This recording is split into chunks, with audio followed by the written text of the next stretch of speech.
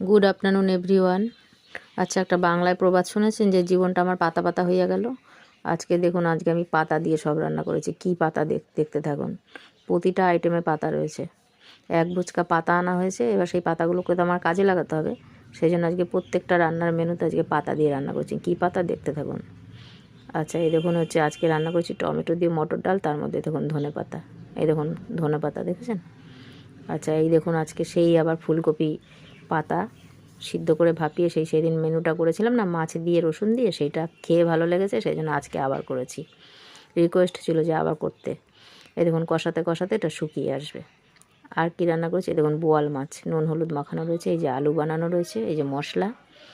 আচ্ছা, এটা হচ্ছে ডিমের ডবল ডিম, সেই হয় না ডবল ডিম, ওটা মেয়ে খাবে, মেয়ে মাছ খায় না, এই মাছ খায় না, এটা কুকুরের জন্য মাথাগুলো।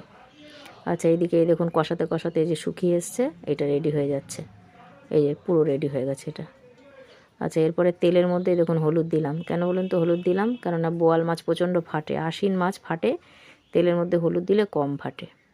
ধনে পাতা, এই যে মশলা।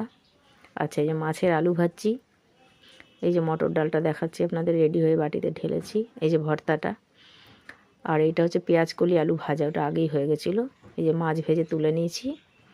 এরপরে দেখুন গরম ভাত, গরম গরম ভাত। আর এই যে বোয়াল মাছের জন্য ঝাল হবে, সেই জন্য কষিয়েছি। মশলা কষানো হয়ে গেছে, তার মধ্যে এবার ধনেপাতা দিয়ে দিচ্ছি। এরপরে এই যে জল দিয়েছি, জলটা ফুটে উঠলে মাছগুলো ছেড়ে দেবো।